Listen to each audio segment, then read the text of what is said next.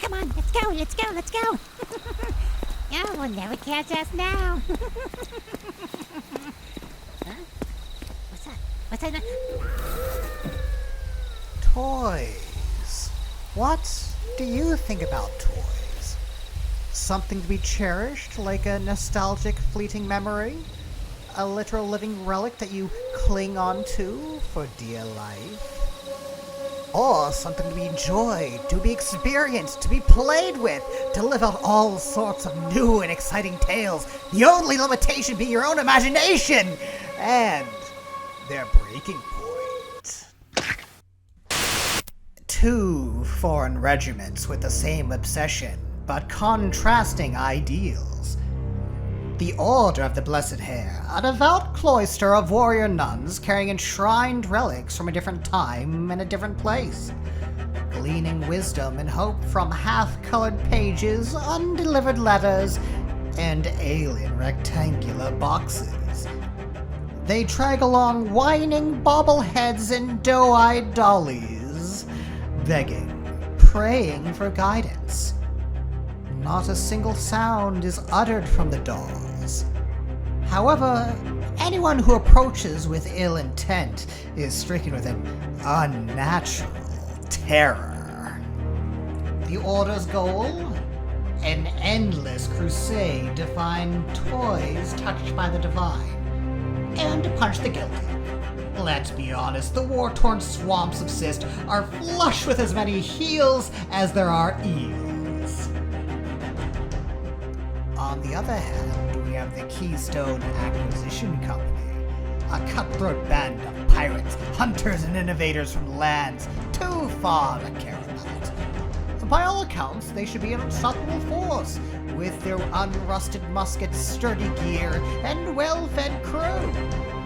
Unfortunately for them, they're being led by an insufferable rat baby that drove his custom-moving fortress into a bog, and quickly blamed his second-in-command for doing it. When in reality, Captain Clink Keyholder just wanted to find out if his fortress could do a backflip. It couldn't. The consequences being rather obvious. Many of his men were injured, most of his supplies were destroyed, and worst of all, the captain's favorite dollies were lost.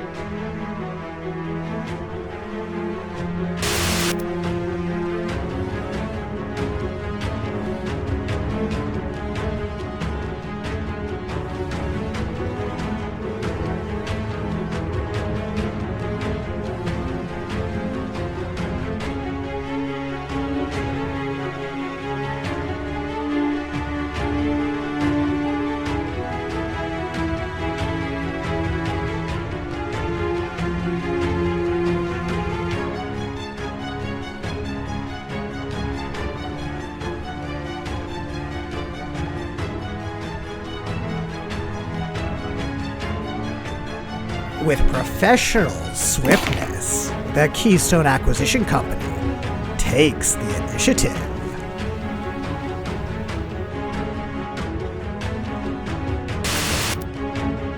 The debt-collecting chaff eagerly makes their way towards their quarry.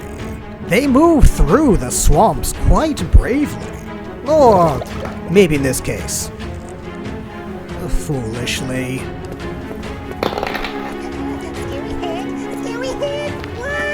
The beloved chest of dolls scampers onward, much to the dismay of their owner, and to the delight of the Order.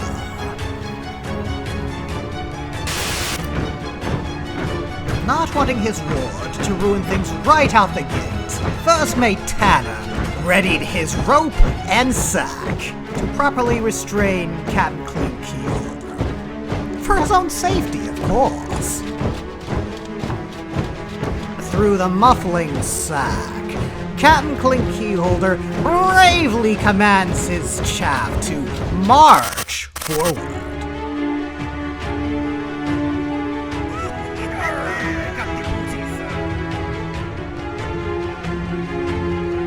With the chest and the dolls secured, Captain Clink Keyholder lets out an insufferable laugh.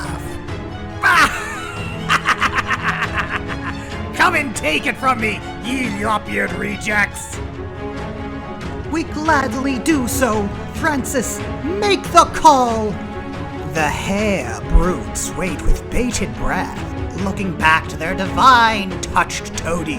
A bobblehead? A call never comes. At least, not a call that we can hear. We hear the call!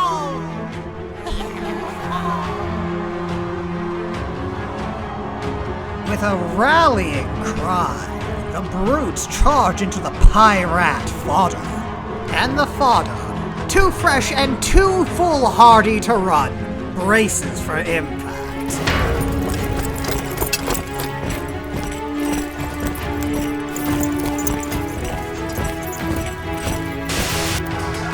The Order brute showed no mercy, charging in with 12 skillful strikes. And the pirate fodder duck, parry, and throw their ally in front of the blades as bravely as they can. The brutes do 6 damage, killing 6 men and meaning 6 less cutlasses coming their way.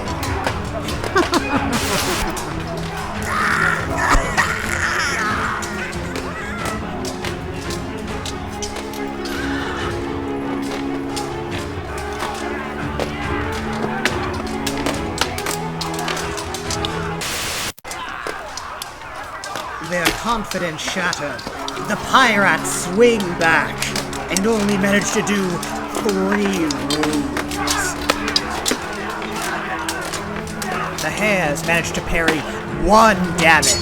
2 desperate strikes manage to cut down 1 Hare brute. They're too strong, Captain. If only you weren't in that sack. The pirate fodder flee for their lives, lamenting their captain's sack. In any other situation, their captain's grand bravado would have given them the confidence to not just survive that fight, but win it, despite losing many, many more bodies. In a moment of clarity, First Mate Tanner thinks he made a mistake. Wanting to rectify it, he readies his whelps to charge. Whelps roam the countryside in packs.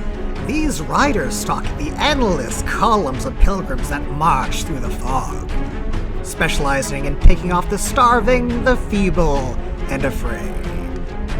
I have to wonder, are the Order's brutes afraid, feeble, or starving? Here they come! Stand strong!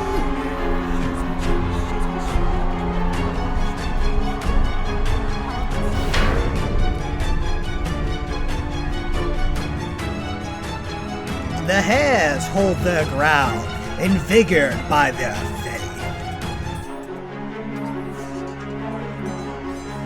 The whelps, amazed that the brutes didn't run, now have a real fight on their hands, which means one thing: they're on the back foot.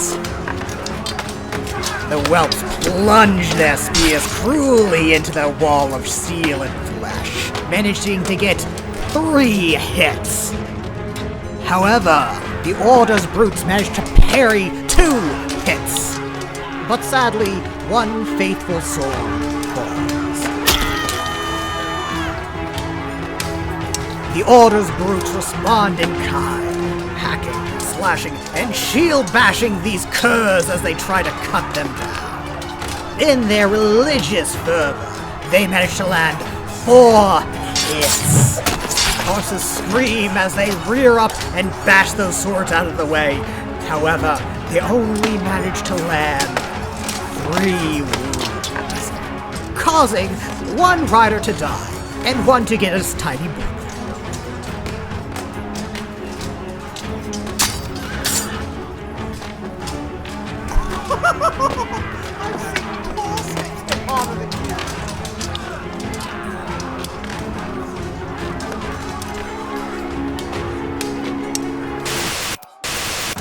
The whelps, taking acceptable losses, redoubles their efforts and they manage to stab into the brutes 3 times. The battered brutes manage to repel most of the damage, only taking a glancing blow.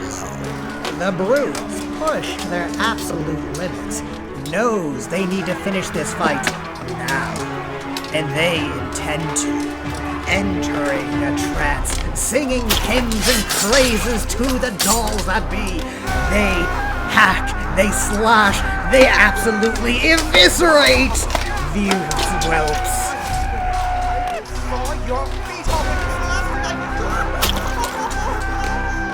Cat and Clink Keyholder finally manages to get the sack off of his head.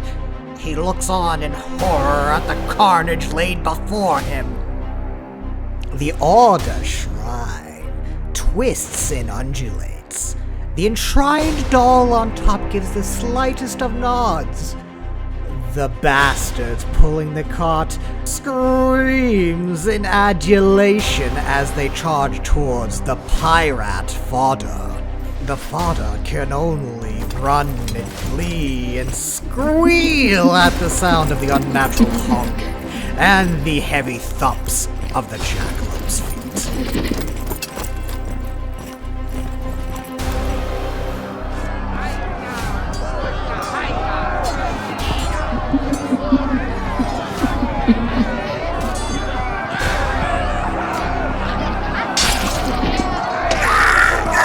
The bastards show no mercy. The few that weren't skewered by long carrot lances are ripped apart by the jackalopes. Any stragglers left alive? You don't want to know what happened to them. The enemy forces have killed all of our men. Oh, despair! Cried one of the chaff. You mustn't give into despair, friend. For if we kill the enemy snobs, they'll be like headless chickens, said the hopeful debt collector. Then they took aim and promptly blundered. Seeing they didn't have a snob of their own to tell them exactly what to do, they overloaded their muskets and caused an explosion, scaring the already terrified chest of toys to run in a random direction. Where do we go? I don't know, it's that way! The dollies, showing a disgusting lack of survival instincts, decide to run towards the explosion instead of away from it.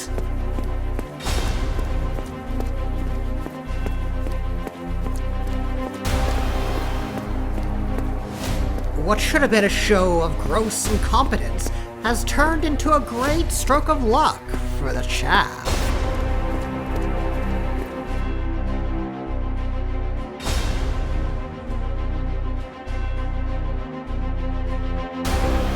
And despite the smoke, despite the mishap, despite the dolls screaming in their ears, they take aim and take the toady down.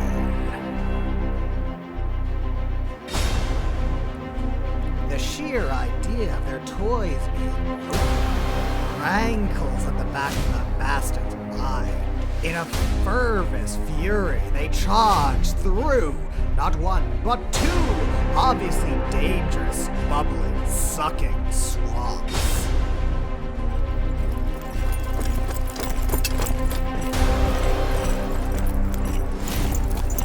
The bastards charge through the swamps and make it to their quarry. However, one was not so lucky.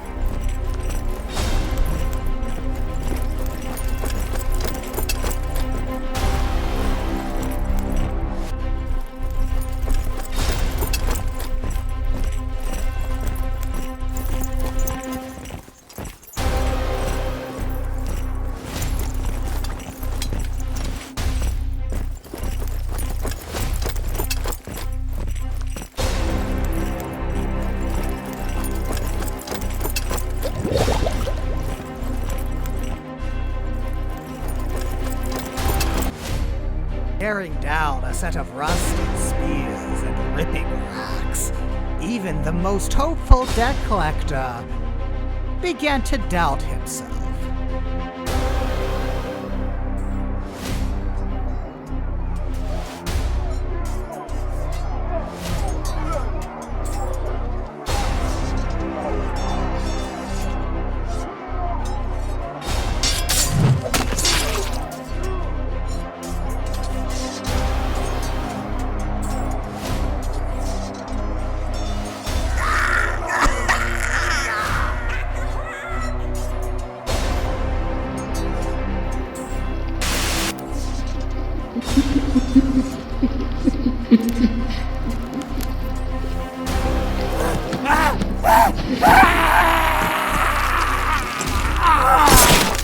Covered in a fresh coat of gore, the beloved dollies run away screaming about something new,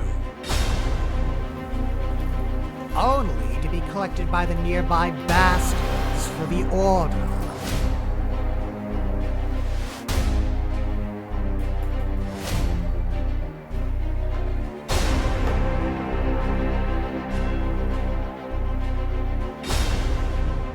Yar, I'd be done with this!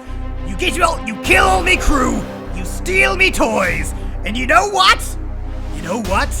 I think I'm gonna be breaking some of your toys! Clink Keyholder, at his wit's end, enacts an ancient rite of a tough-off, where two enemy generals come together in mortal combat. Move! Once a tough-off is initiated, it only ends when one general is dead. I have to wonder, who will win? The doe-eyed dolly or Captain Clink Keyholder?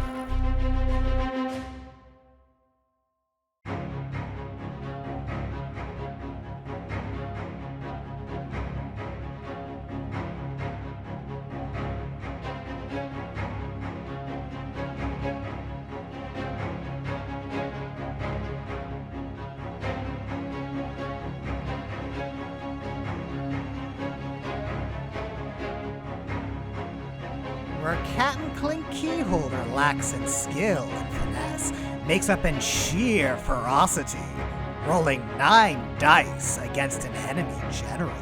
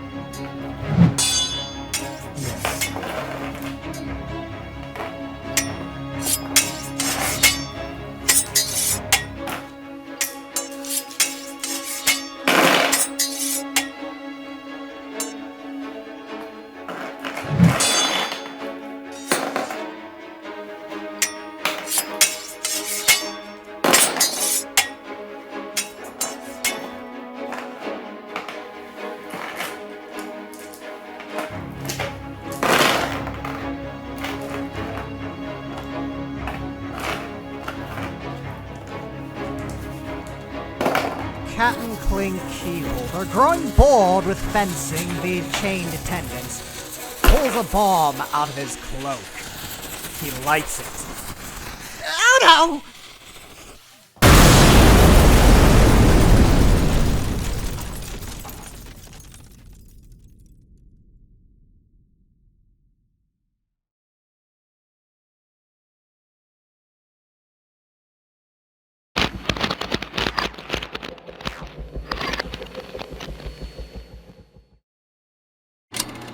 And just like that, the day was won by Captain Clink Keyholder. The good captain would take his time to regain his forces, repair his toys, and get into even stupider and more petty fights. The Order would never forgive the Keystone Acquisition Company, After retreating to their temple in the bogs, they redoubled their efforts to go on a crusade.